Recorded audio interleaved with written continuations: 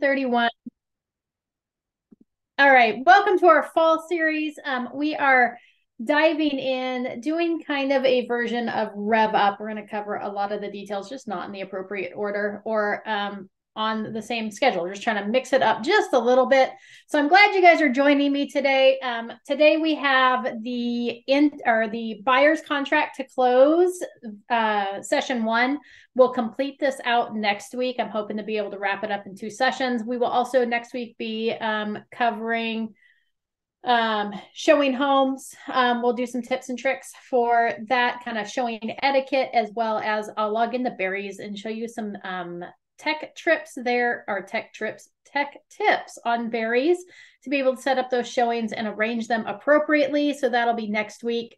Tomorrow we have Ashley from Placer Title Company joining us, and she will be talking about mobile homes and mobile home transactions, things you need to be aware of. I think that one will be super important, especially with so many of you closing the mobile home purchases, and with rates being up and home prices being up. Mobile homes give people an affordable way to kind of own their own piece of paradise. So it's a good option for people. But today we are jumping in to buyer's contract to close. I have a spreadsheet that I've got open. You should be able to see it. It's our transaction action plan. You all have access to this. Let me grab a link and I'll throw it in the chat box as well, so that you can see that if you want to open it up. If you want to edit it, you just have to, once you open it in your Google Drive, you just need to make a copy of it. So if you right click on it in your Google Drive, it'll give you the option, or click the 3 little dots to make a copy of it. Once you make a copy of it, you can edit this and kind of make it your own. I do have broken down on here for the most part, kind of whose role it is. And keep in mind that when you look at this form, and as we go through it and work through it, when it says TC, I mean transaction coordinator, and I don't necessarily mean your traditional transaction coordinator. So when you hire Melina in the office to do your transaction coordinating, or whoever your typical transaction coordinator is, they're going to do some basics. They're going to help you with the paperwork, send things out for signatures, review things for completeness. In this role, this would kind of be like, as you're growing and you're having consistent success in your business and you bring on a transaction coordinator. I actually had a transaction coordinator that I paid a little bit more, but they actually did more in-depth stuff. So they controlled more of the transaction for me. It was more like an admin assistant for transactions. So just kind of keep that in mind, but it does have that on here. And then in addition, so you'll see here are kind of the steps. And I tried to think about what is everything that has to happen in a typical transaction? Just so you know, there's never a typical transaction. You're always going to have hurdles and road bumps and things that come up. Things are going to go out of order. But in a typical perfect transaction, here are the steps. Here's kind of how it would lay out. We're going to work through that list. We'll elaborate on things. If you have questions, feel free to raise your hand. Feel free to unmute yourself and interrupt me. I do have the chat box open, so you can throw it in that chat box. So kind of whatever your comfort level is, but don't hesitate. I'd like this to be interactive, so never hesitate to stop me and ask your questions. Does anybody have questions before we jump in?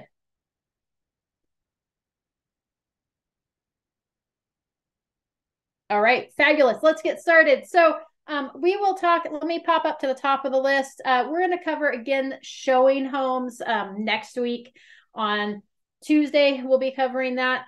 But I think it's on Tuesday. Pretty sure it's on Tuesday. But here, right, we have our buyer appointment. If you were on the Northern Solano Association of Realtors meeting today, the attorney that was there talked about the importance of that BRBC, that buyer representation and broker compensation form, how it protects you for not just making sure you get paid. It goes beyond that. It legally protects you. It outlines your duties.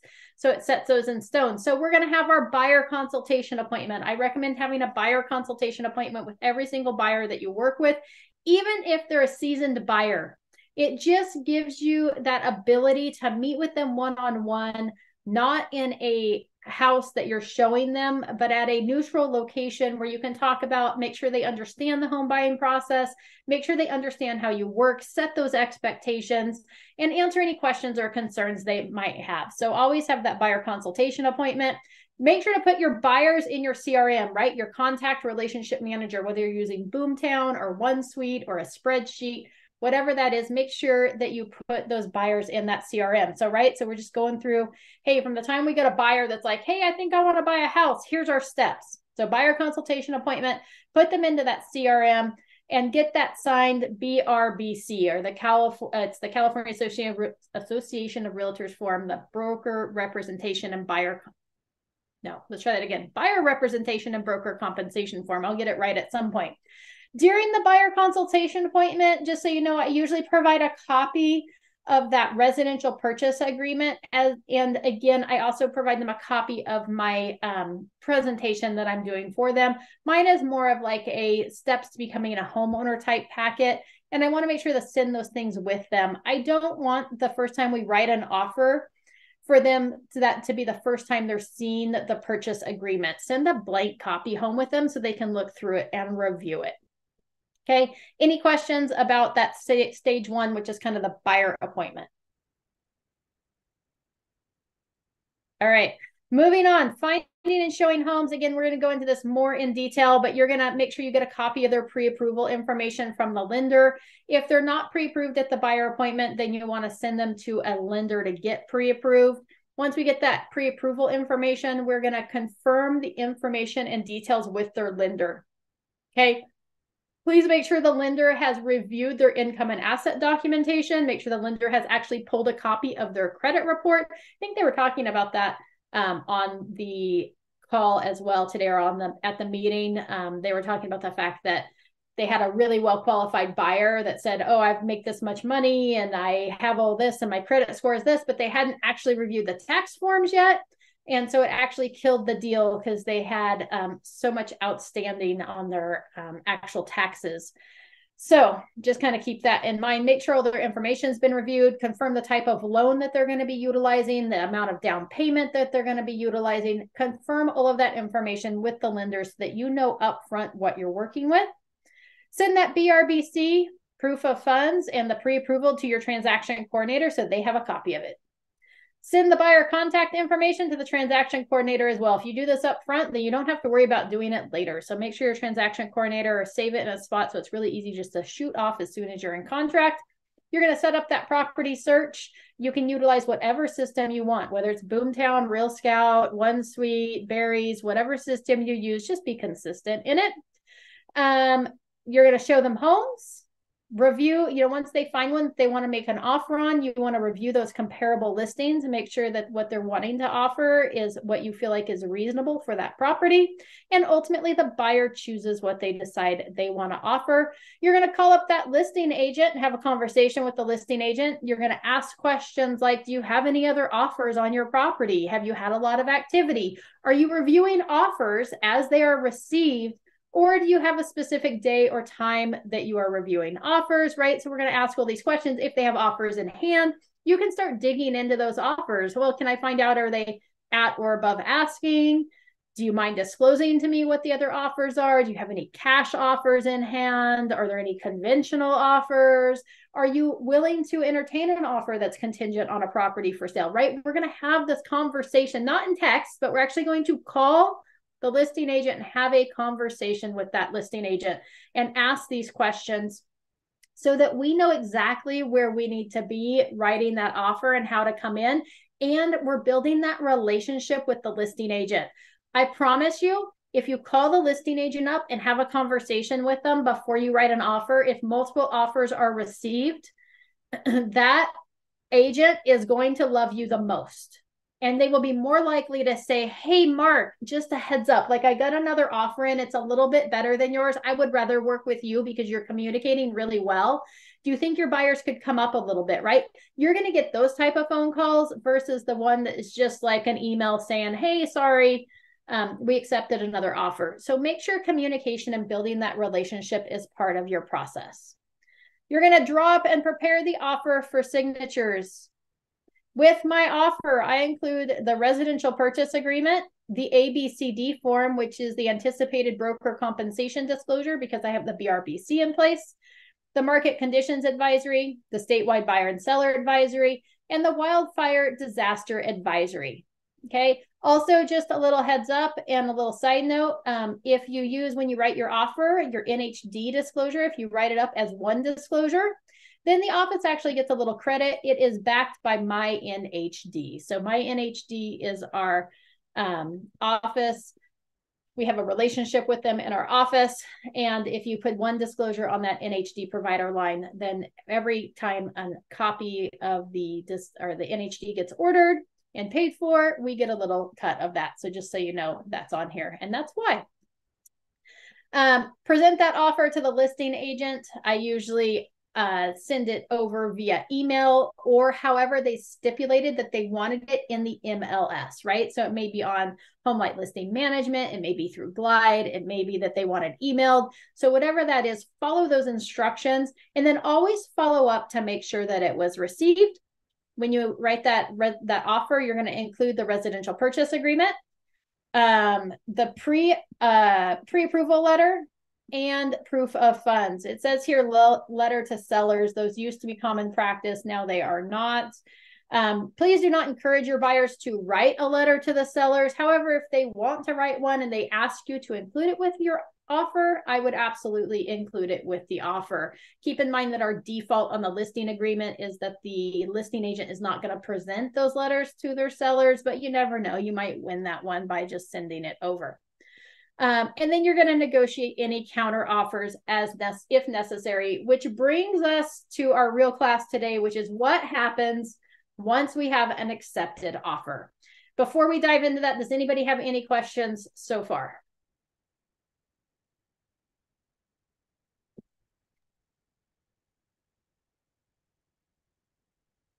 Everybody's good? All right, fabulous. So now we have an accepted offer. We showed properties, we wrote the offer, we negotiated those counter offers. Hopefully, if you have a good enough conversation with a listing agent ahead of time, hopefully you avoided any counter offers at all. You just drew up an offer that worked for your buyers, worked for the sellers, we're good, and we just get it accepted. Otherwise, we negotiate to a one offer situation. Once we have that accepted offer, there's a lot of things that take place. So if you notice here that, accepted offer, we have day 0. So keep in mind that the day the offer is accepted is day 0. So if I submit an offer to the listing agent, they sign it in acceptance and send it back to me, that is day 0, the day that I receive it back. If it's a counter offer situation, sellers counter offer me, buyers sign that they accept the counter offer, then the day that I electronically send it back to the listing agent, that is day 0. Okay, so for all in purposes of counting, day 0 is the day that the offer is accepted. Some things that you're going to want to do when you get an accepted offer. You're going to send the fully executed offer to your transaction coordinator. And that's going to be all signed docs that you have up to that point go to the transaction coordinator. And please make sure that if you've made offers with this buyer that were not accepted, that you save copies of those offers as well.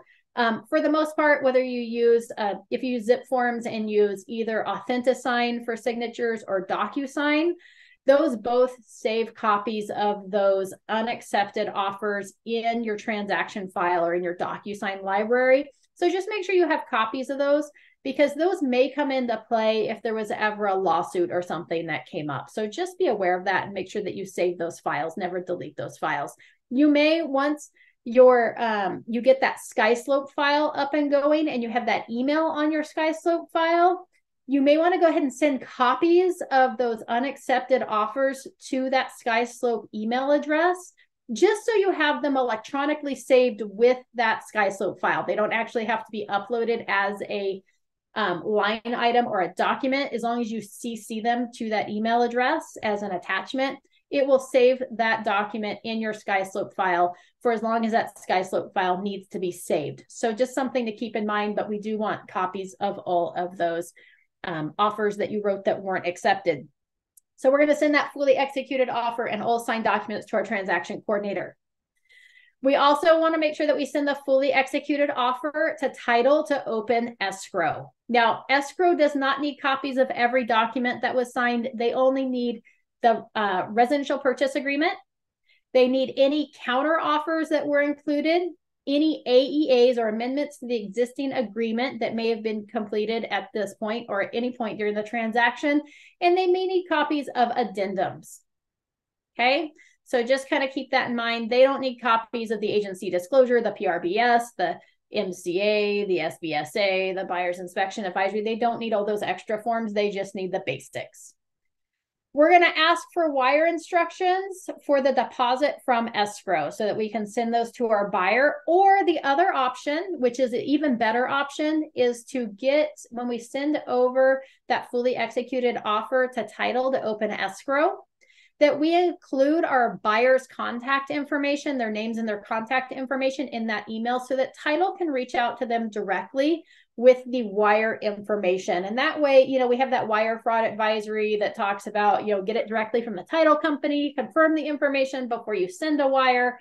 So that way they can communicate directly with that title company for that wire if that's how they're going to send it. Or if they want to do it, we have like the electronic check system, or they're going to drop a check off. They can work that out directly with title if title has their contact information. Send the fully executed offer over to the lender. Now, keep in mind, the lender only needs the residential purchase agreement. They only need the counter offers, and they only need any amendments to the existing agreement. For the most part, lenders don't even need addendums unless they're marked in that purchase agreement, but otherwise they generally don't need those clarifying items. Sometimes they do. So the ADs, the addendums, if applicable, okay? And then we're going to input that transaction into SkySlope. That should be done on day 0, not 3 weeks later, not a week later. Legally, it should be in there within 24 hours of accepted offer. So we want to get that in there on day 0. Okay, so in addition to that, so that's kind of the backup, right? Oh my gosh, offer accepted. Here's all the things going on the backside. It needs to go to transaction coordinator. We need to open escrow. It needs to go to the lender so they can get the ball rolling. In addition to that, we're going to, don't forget to send, to reach out to your buyers and say congrats to them. Your offer was accepted, right? That's the main thing that we want to start with. In addition to that, I'm going to send them an email for congratulations that walks them through the next steps. So here is that buyer intro email that I send out. Let me take and get a copy of that as well. I'll put it in the chat box for you all. So let me make sure the sharing settings are appropriate. Maybe. All right, we are going to say anyone with a link. We're going to copy the link. And again, if you want to make this your own, you will just save a copy of this to your Google Drive. But here I'm throwing it up in that chat box for you. All right, so I've designed this one. I originally was sending it out through Glide with my buyer inspection election, but I don't like that because you actually can't see the email history in Glide. So I have stopped doing that. I just send this to them directly. I recommend that the subject be next steps in your home purchase, right? So that's at the top. And it says, congrats. Over the next few days, this process is going to feel a little crazy. It's okay to feel a little overwhelmed with all the decisions you have to make and all the information you will be receiving. Please know that I'm here for you. If you have questions, concerns, or just need help, let me know, right? Main thing, like, hey, congrats. This is going to feel overwhelming, right? I'm setting that expectation ahead of time so that when they start to feel overwhelmed, it's not like, oh my gosh, I need to cancel. It's Amy told me that this was going to feel this way and it's okay, right? I'm setting that expectation that they're probably going to feel overwhelmed. Okay. You should receive an email from my transaction coordinator, and I insert that transaction coordinator's name here. She will be helping behind the scenes to make sure that we get everything we need during this transaction. She will also be setting up a website through HomePath Listing Management, or it should be HomeLight Listing Management. HomeLight Listing Management, where we will upload all the property disclosures, reports, inspections, and any other important information for you to review. Any documents I need you to sign will come to you for electronic signatures from, whether you're sending it through AuthentiSign or DocuSign, let them know here. That way they know what to look for when they're signing something and that they don't click on links they should not be clicking on. If you get anything to sign through a different program, please ask before opening. right? I'm setting them up for success at the beginning. The next steps, the deposit, due by, right? Whatever you're going to insert, whenever that is due, usually the default is 3 business days. Keep in mind that's business days. So if today was day 0, then it'd be Wednesday, Thursday, Friday. It'd be due by the end of the day on Friday. At the latest, to title, I'm going to put in the title company here and their address. The total due, I'm going to put in with the deposit amount here, is you can make that deposit via personal check, cashier's check, or you can do a wire transfer. Let me know if you want wire instructions. Please make sure that the money comes from an account that your lender has record of, as they will need to verify that the funds came from your account. Again, I'm setting expectations and I'm making sure that we don't run into problems, right? I'm making sure that that buyer doesn't decide, oh, well, I've got $3,000 under my mattress, I'm going to go use that money for my deposit. No, please don't do that, right? I'm setting them up for success here. Loan docs. And you may even, if you're going to have title, reach out to them directly to help with that. You may even update that paragraph to state as such, like title will be reaching out to you with your wire instructions, right? Loan docs, you insert their loan officer's name there. Blank will be in touch with you, right? Tristan Robert will be in touch with you to make sure that you get the initial disclosures taken care of and then get the appraisal ordered. Right? Hey, they're going to send you some more documents that you need to agree to, and then we're also going to order that appraisal, right? Insurance. Contact your insurance agent to get a quote for homeowners insurance. Your lender will require this information, so once you have it, please forward it on to them. If you are unsure who to contact for this information, your auto insurance carrier is a good place to start, as you will sometimes get a multiple policy discount. If you need some recommendations, let me know. Right? Setting us up for success. Get that insurance ordered early, because as you know, in California, insurance has become very complicated to obtain. So let's get the ball rolling on that on day 1. Okay.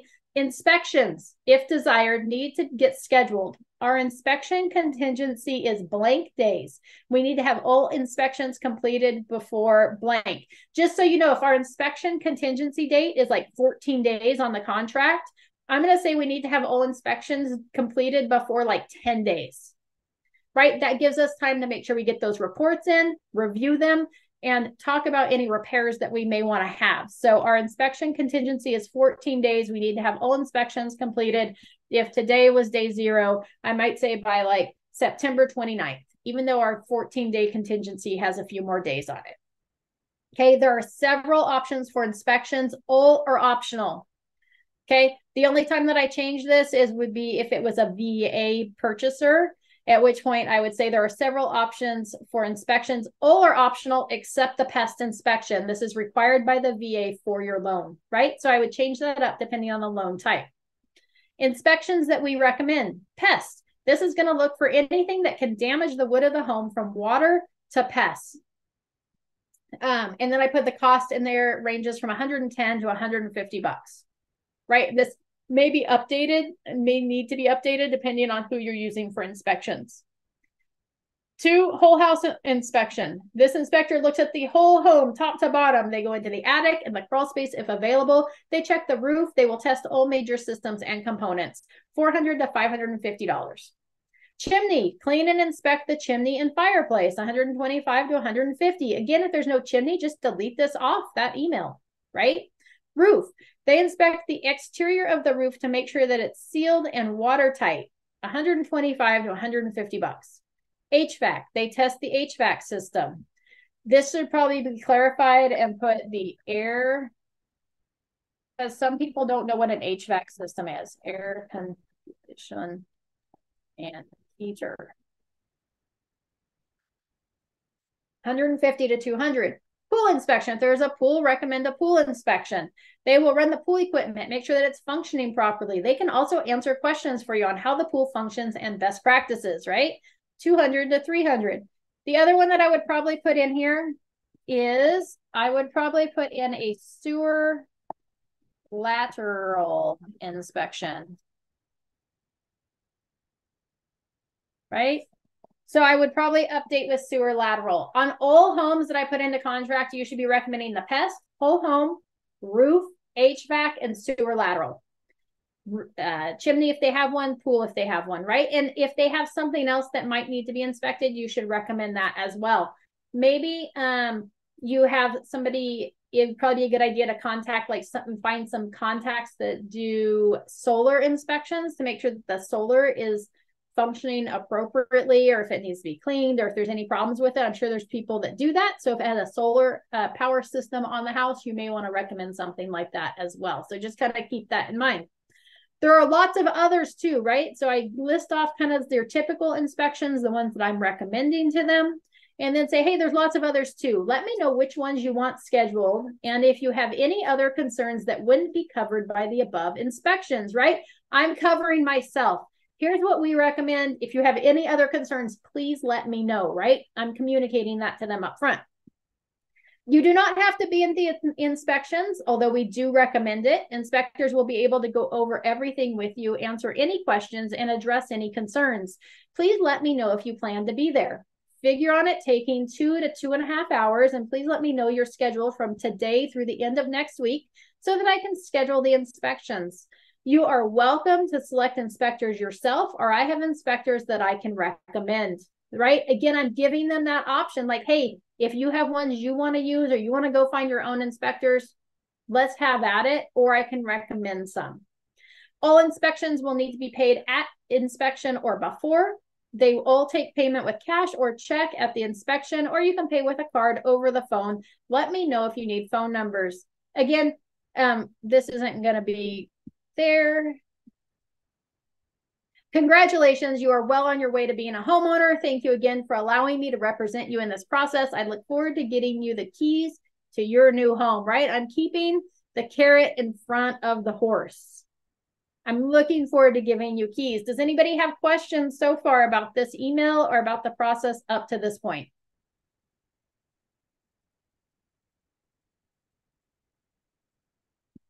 All right. We're all so quiet today.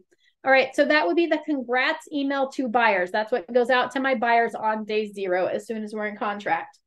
I'm also going to send out the buyer's inspection election through Glide. So I don't know if you've ever used Glide before, but if you go into, let's go Barry's.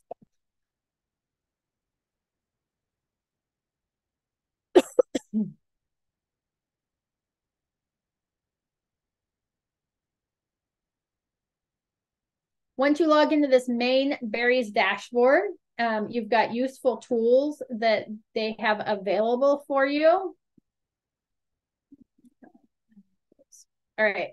These productivity tools in here is Glide. This one with the, I don't even know what this is supposed to be, but it looks like a sideways heart to me. So I'm not sure what the goal is. Maybe it's a Pac-Man, who knows? But Glide allows you anything that needs something that has to be filled out by your clients, whether it's a buyer or a seller, can be sent through Glide. So I use Glide for both my agent visual inspection disclosure, which we'll talk about here in a minute, as well as I use it for on a buyer transaction for my buyer's inspection election. There's a form that lists all the different types of inspections a buyer can have on the property. And they can check the boxes for things that they are interested in. Keep in mind that just because they check a box that they're interested in it doesn't mean that they have to have that inspection or that it's a separate inspection. It just allows you something to have a conversation about where they would find that information or what type of inspector would get them that information. So that's the buyer's inspection election form. And again, they just check the boxes, yes or no. Yes, I want that one. No, I don't want that one. I like Glide because it's not overwhelming. It gives them like 3 or 4 different things at a time. So here's how you would do that. We would just go in, we would hit new transaction.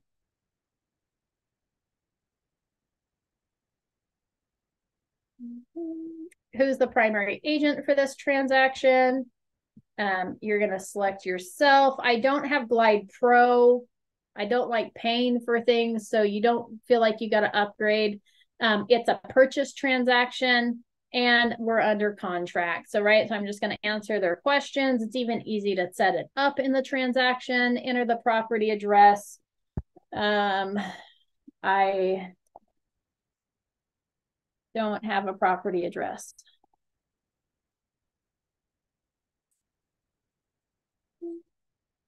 There we go.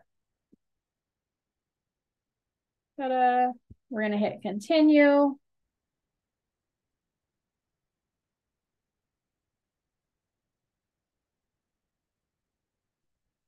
All right, here you can update the name if you want to. I like the address. You can add parties. So you may want to add you may want to add party. Maybe we want to add your buyers to this transaction. So we're going to add buyers. What do I have to do? Search name, Amy Butard. We're going to hit create new contact if they're not in your contact already. They're an individual for the most part. And we don't need to put a whole lot of information in here except maybe their email address. I'm going to try to get through that email address quickly because I don't want this to get flagged by YouTube. All right, so you can add your buyers in there. You can add your transaction coordinator to it. So maybe I'm adding transaction coordinator to this, right? And then we can hit save.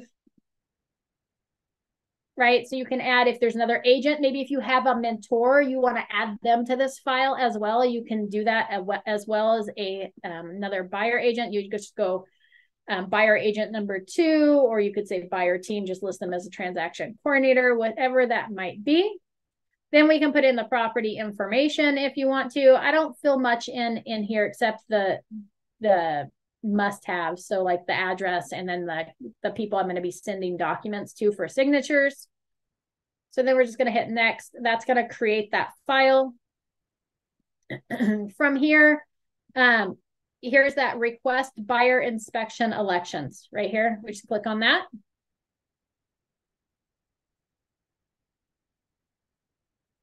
Here's it's going to ask, do you want any other forms, exempt seller disclosure? So no, just buyer inspection elections. We're going to hit continue.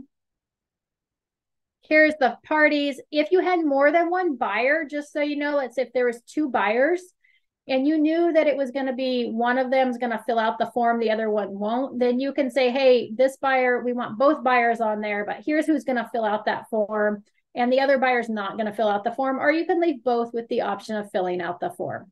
Okay, so just so you know, you have that option there, and then you've got the packet admin, and then we're going to take them off because I don't want them getting random emails, right? So you can add parties, and then you hit continue.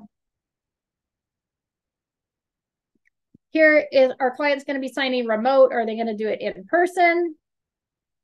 And then here's the email that goes out. You can tweak it. It just says you have a form to fill out as part of the process of buying a home. You can use the link below or to complete the required form electronically using a step-by-step wizard. After you complete the wizard, I'll have the opportunity to review your responses prior to generating the final form for signatures. Please let me know if you have any questions, right? So that's just the template that goes out. And then we're going to hit send.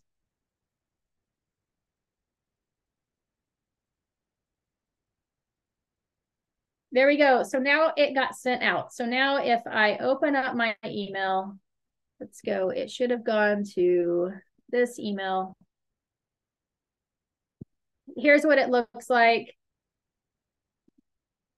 Complete requested forms, right? It's got that on there. It's got my information. It looks like it came from me. Here, you're going to hit the buyer would hit begin disclosures. I may have a problem because I'm logged in to Glide, so it may give me an error message. This is the same program that I use for my listings as well, just so you know, for that TDS, the SPQ, the seller property questionnaire, the transfer disclosure statement, the exempt seller disclosure, if you're including that, the real estate hazard disclosure, the lead-based paint disclosure, they can all go through there. So hold on just a second. We're going to go here and go sign out.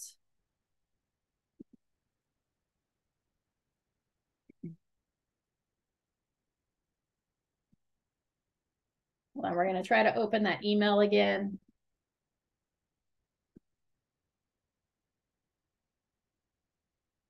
See if it'll open now. This is what it's going to look like for your buyer. So they get that email. They're going to click on the link for the email, and it's going to take them into the program. No, it doesn't like me because I was already signed in. But anyways, it's going to walk them through that form just a few at a time. So just so you kind of know what that looks like. In fact, let's hold on. Let me see if I can get it to pull up if I do something differently here. One last try.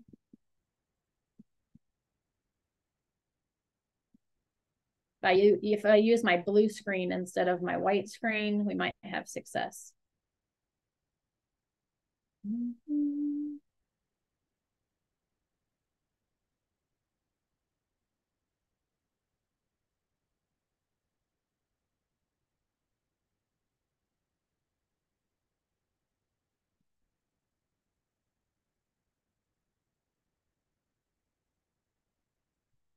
All right, let's try this.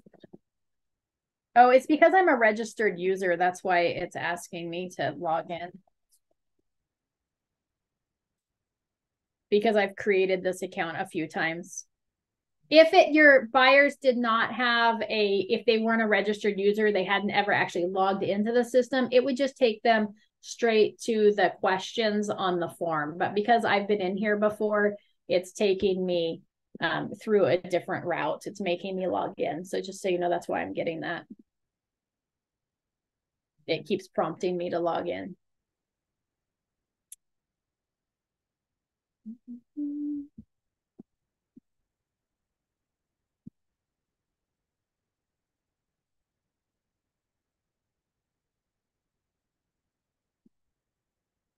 Waiting patiently for it to load.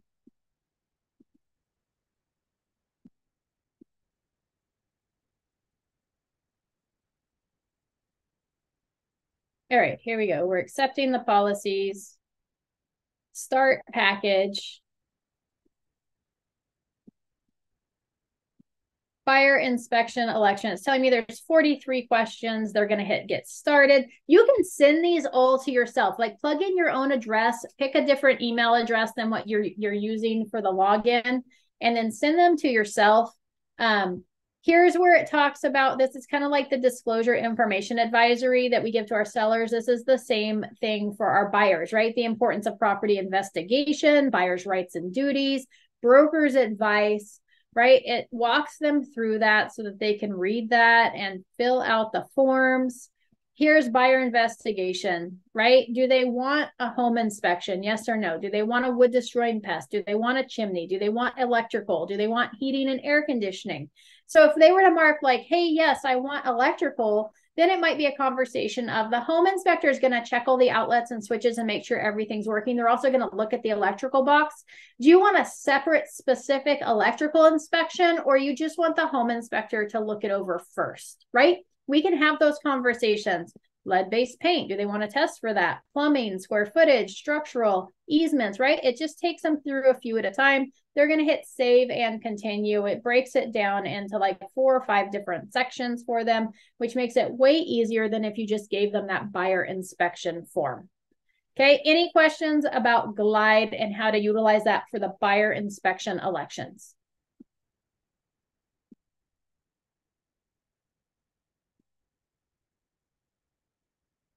All right. Pulling back to our list. So when you look at this transaction action plan list, keep in mind too, that just so you know, when you open it, there's 2 tabs, one for the listing and one for the purchase. So make sure if you're looking at the purchase one, you have it. And for your first few transactions, it may be a good idea to like print this up and start crossing things off your list. Okay. So send the BIE through Glide. That's what we just did. And then the intro email to buyers with all dates. So not only do they get that intro email from me with like, hey, here's the next steps. Here's what to be aware of. We've got to get that deposit to escrow. What kind of inspections do you want to have? Do you want to order them yourself? Do you want me to? Do you want to be there? Do you not? Congratulations. It's going to be overwhelming, right? So they get that congrats email. They're also going to get an intro email with all of the dates of the transaction. Okay, that usually comes from my transaction coordinator. They're going to say, hey, congrats. Here's the dates and timeframes you need to be aware of. Date that the offer was accepted, anticipated close of escrow date, when the contingencies need to be removed. So they'll get that from there. That same type of email is also going to go out to the listing agent and the title company just to make sure everybody's on the same page. The one that goes to the listing agent and title company is also going to include that email address, because I've now put that transaction into SkySlope. And once we put something into SkySlope, it gives us a specific email address that all emails need to be either forwarded or CC'd to. The Department of Real Estate in the state of California requires that we save email communication regarding transactions with our files. So that's the importance for that. So it gives you that email address. You just have to make sure it's CC'd or forwarded on all emails. It saves all the documents. It's fabulous. So it makes it super easy to do that. So on the email that I send out to the listing agent and title company, again, it usually comes from my transaction coordinator. It says, hey, here are all the dates. It gives us a chance with the listing agent to verify that the dates that we have are the dates that they have as well. It also would list any important information, like if there was a rent back period, if that, and then it also has that SkySlope email on there. Like, please make sure to CC this email on all correspondence. It also would have my, because it's coming from my transaction coordinator, it would also say, hey, Blake, please make sure to include me and the SkySlope email on all transactions. If anything else needs to be done, like maybe the NHD needs to be ordered, it would have the company that it should be. If the home warranty needed to be ordered, it would have that information on there as well as who is paying for that information, right? So it's going to cover all the pertinent information on that so that we can make sure that everybody is on the same page from the start of the transaction. Okay, any questions so far?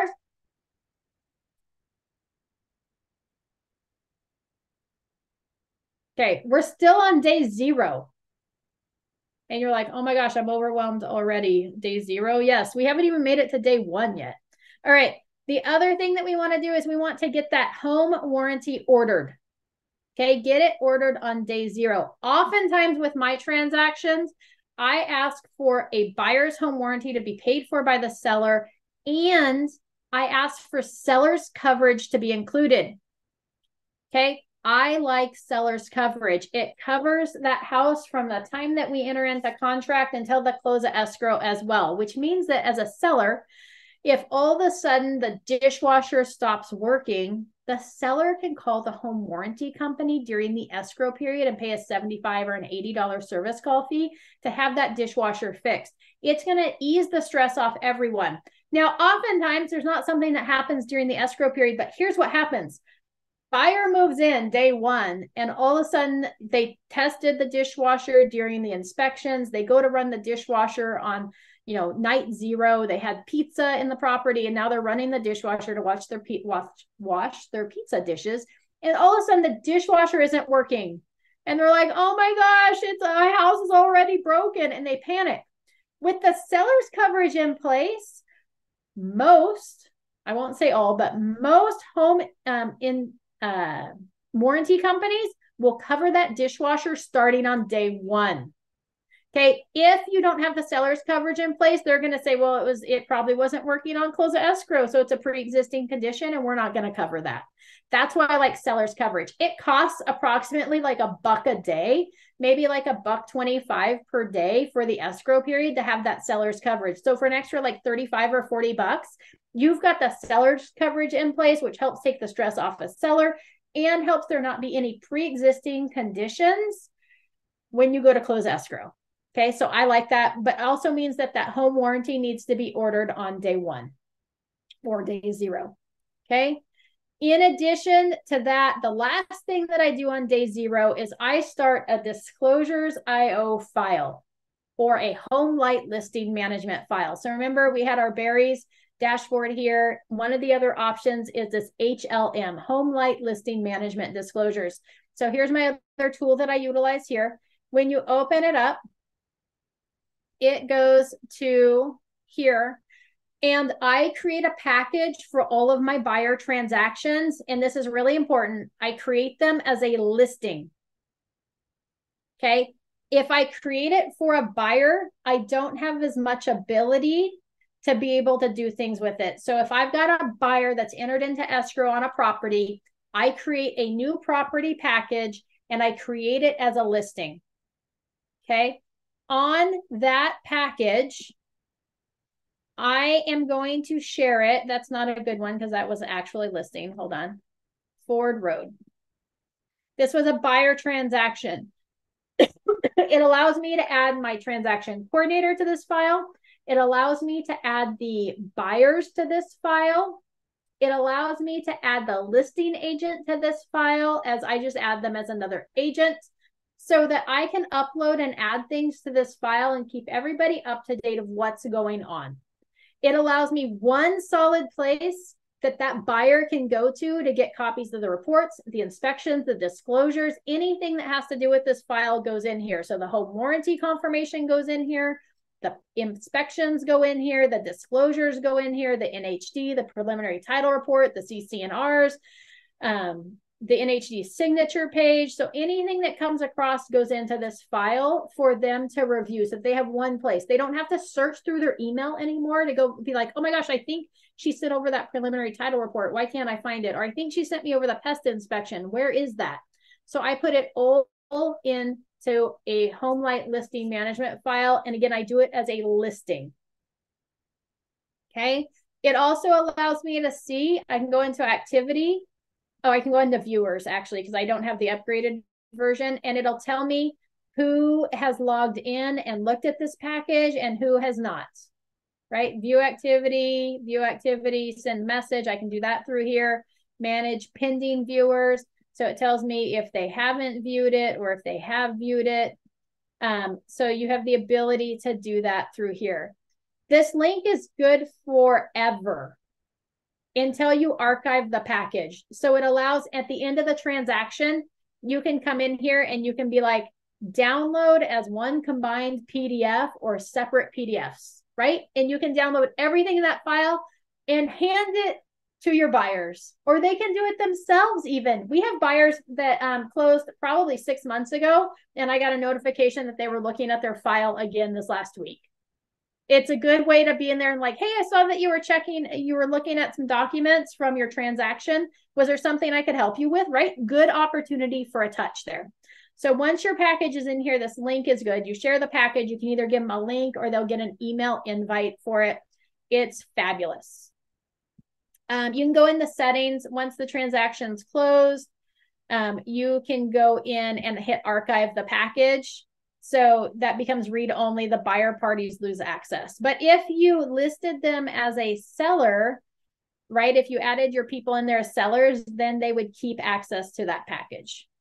So you can archive it. You can always go back into your archive too and bring it back to active to answer your question, Claudia, as well. So even if you've archived something, if somebody needs access to it, you can go in there and unarchive that package. So I never delete anything. It just goes into archived. Okay, so fabulous. If the listing agent has a HomeLight, can we make a copy? No, so right, so you get the copies of the HomeLights from the agents. You can't make a copy of it. So usually what I do, like if we were going to make an offer on this 2127 property, you can go in there, you can actually download the documents from there, and then you can upload them into your own. Mark, to answer your question on previous recordings, that goes to my YouTube channel, and maybe Abby will post that in the chat box, the link to the YouTube channel where all the previous recordings are. Okay, so there's the HomeLight listing management. Okay, so we've made it through the end of day 0. We got the home warranty confirmation, and we started our disclosures IO file, our HomeLight listing management file. That's the end of day 0. You're like, oh my gosh, that was exhausting. I know, it totally was. And that took us 50 minutes just get to, into day 0. So let's get through day 1, unless anybody has any additional questions before we dive into day 1. All right, day 1. Schedule inspections, right? We talked to our buyer already. We had them fill out that buyer inspection election. We know what kind of inspections we want. Let's start getting those scheduled, especially if you have short inspection contingencies, right? You're going to confirm the inspection date and time with the seller's agent. Super important. Please make sure to schedule those, not only with the inspectors, but with the seller's agent. And I usually try to schedule all of my inspections on one day in one block of time. So oftentimes I think of who's going to be the most complicated to get scheduled, and I schedule that one first, and then I work my way back. Or who's going to be there the longest, right? The home inspector is probably going to be there the longest. So oftentimes I try to schedule that. But if I know that my pest inspector has been busy lately, or the pool inspector is the hardest one to get a hold of, I might call them first and see what their availability is, and then work around that one. All the inspectors can be there at the same time. Okay, all the inspectors can be there at the same time. It's totally okay. The only exception to that is if you're doing a well inspection. The well inspection needs to be separate from your other inspections, because they're actually going to shut the water off to the house. And then you're not going to be able to test any of the plumbing inside the house. So if you've got a property that's on septic and well, the well inspection needs to be separate from everything else. Okay. You want to prepare for the appraisal if necessary. So if you're going to do an appraisal packet with the property information and comps, we're going to do a class.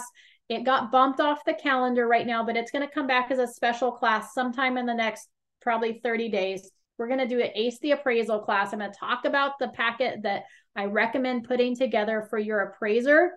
If you're the listing agent and you're like, Amy, this is for a buyer transaction, why would we need to prepare for the appraisal? Okay, here's when you would prepare for the appraisal if you're a buyer's agent. We're not seeing this a lot right now, but if you did an appraisal guarantee, where if that property doesn't appraise, my buyer is going to have to come out of pocket more funds in order to close this deal. Or if I'm fairly certain that if something happens and this property doesn't appraise, the seller will not renegotiate based on a lower appraised value, right? Either of those are going to affect my buyers. They're either going to have to come out of pocket more money, or we run the risk that this property doesn't appraise, it's going to get canceled. Then I'm going to do the appraisal packet and work to meet the appraiser there at the time of appraisal. Other than that, as a buyer's agent, I don't worry about it so much. Okay, so that's why it says prepare for appraisal if necessary. Complete your agent visual inspection disclosure. So remember, your AVID report should be done as close to that accepted offer as possible. Day 0 or day 1 is ideal. Please do not wait for your inspections. That opens up a whole nother can of worms that we don't want to deal with. And that AVID is the proof of the condition of the property when the offer was accepted. And that seller is supposed to deliver the property in the condition it was when the offer was accepted. So we want proof of the condition of that property. And the AVID is really the only proof. Otherwise, it's just he said, she said, right? It's like, hey, the grass was mowed. Well, you can't prove that. Well, it was mowed in the pictures for the listing. Well, yeah, we had just mowed it before pictures, but it was overgrown when we accepted your offer, right? You have no proof. So your AVID is your proof of the condition of that property. So please do your AVID on day 0 or day 1, ideally. Okay, your AVID, I also do through Glide. So you can open up Glide, it as the listing or as the buyer's agent, it'll give you an option to complete your AVID. You can actually do it on your phone there on the property. You can open up the Glide app.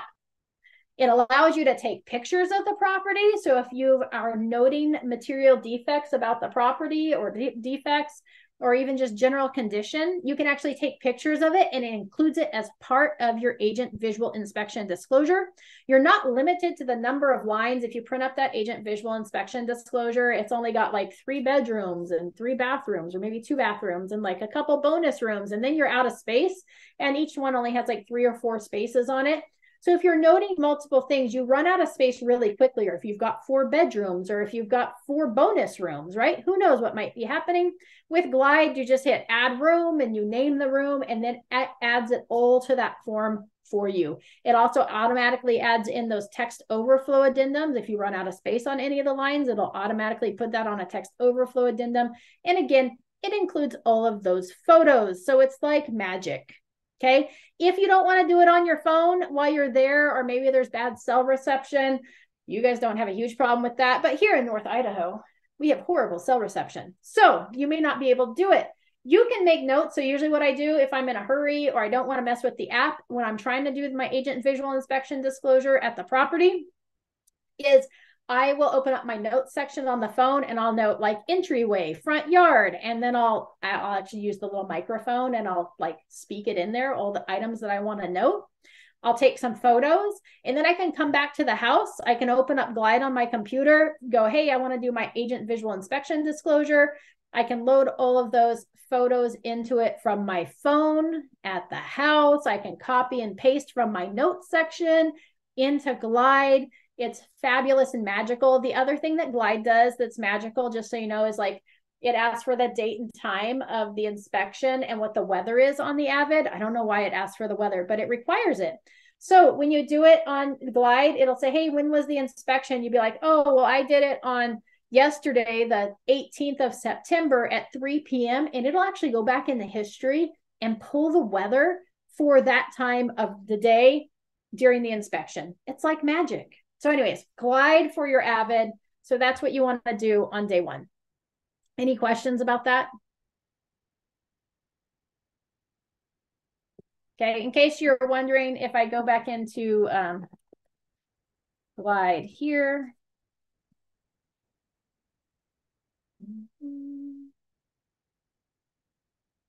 See if it takes me to the right one.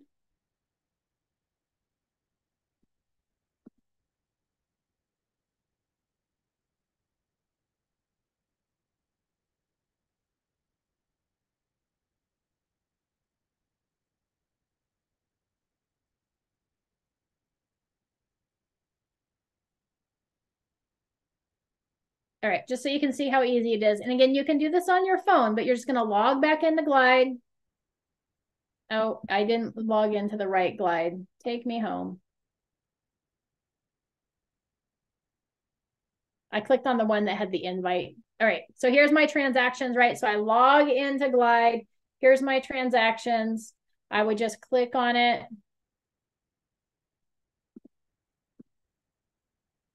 Oops, it's going to open that. I just clicked too many times. And then you would just hit complete Avid. Complete Avid. And then it'll walk you through. It'll say, hey, it'll verify the information. Do I want to upload completed PDF or use the Glide Avid workflow? You want to use the workflow. Is it a duplex, a triplex, or a fourplex? Because you got to do one for each unit if it is. So you would hit no, it's single family residence.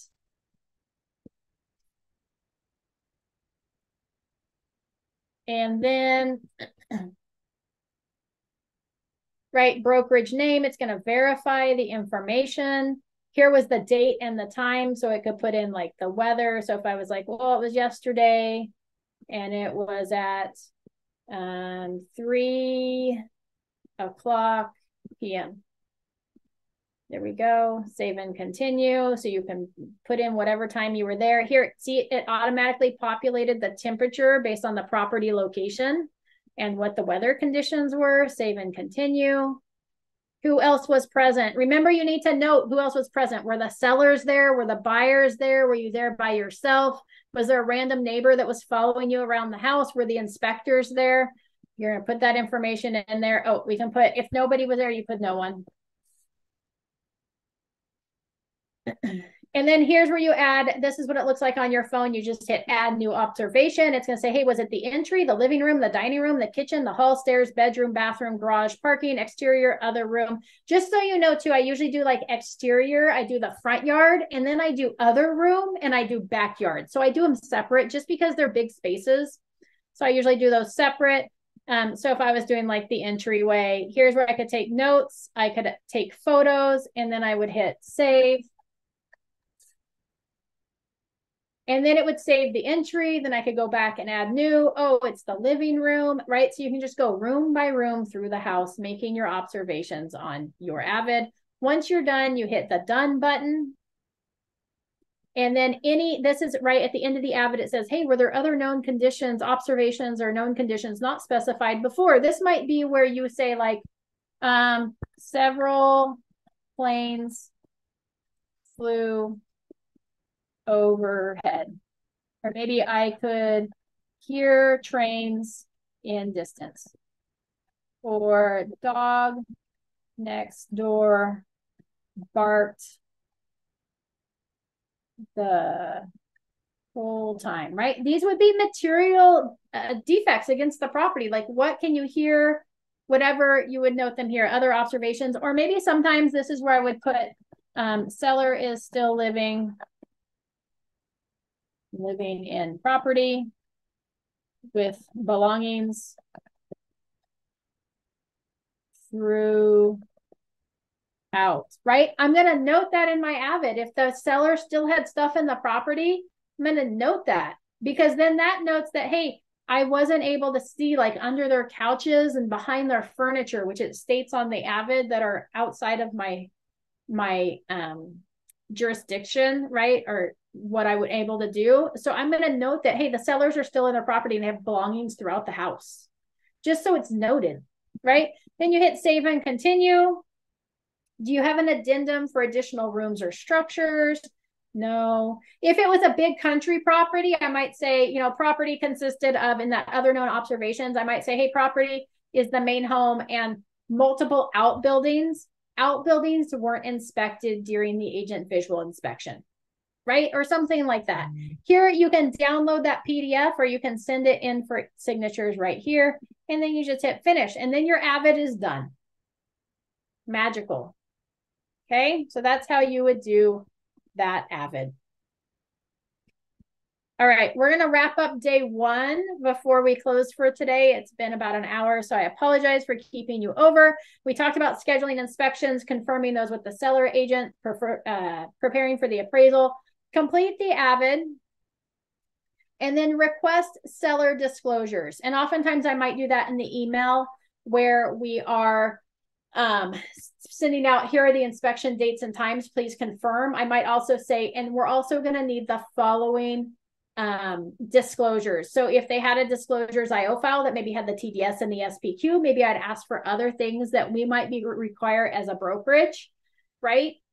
In that same email, or maybe they don't have that, then I might list off, I might go to my SkySlope checklist and be like, oh, here's all the things that I need from the seller, because it gives us our disclosures, right? Hey, I'm going to need a copy of the the water heater and smoke detector statement of compliance and the seller property questionnaire and the transfer disclosure statement and a copy of your agent visual inspection disclosure, right? So I might list those all out. So if the listing agent knows up front, like here we are day one, here's all the things I'm going to need for my file to be complete. Here's the things I'm going to ask for. So if you haven't gotten your disclosures done by your seller, you can get them all done at the same time, right? Magic. Okay, so that brings us to the end of day one. The only other thing that I haven't noted here is status updates. So you want to make sure that you send status updates to your clients. And oftentimes I'll send it to like the listing agent on day 7, like once a week, day 7, day 21, and day 28, right? Like, hey, what's going on? What did we accomplish? What do we have coming up this next week? Just so everybody knows what's going on. Does anybody have any questions up to this point? And just so you know too, make sure that you log your attendance it's in the chat box. There's a link to log your attendance. And Mark, there's a link for the YouTube channel in the chat box, as well as a list of previous classes with those YouTube trainings hyperlinked to it. They're in that chat box. Anybody have any questions before we finish up today?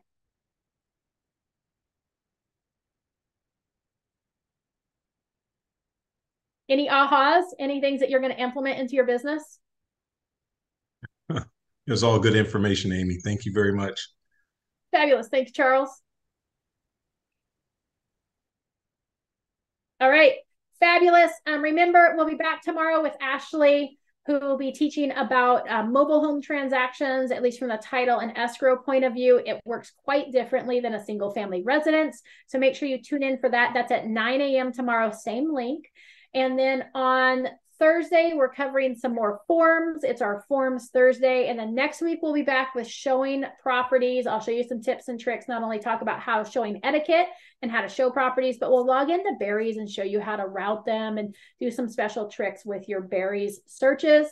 And then we'll return next Wednesday with part 2 of this, where we'll pick up on day 3 of this transaction action plan and work you through the close of escrow. So thank you everyone for joining me today. I really appreciate it. And we'll see you all tomorrow.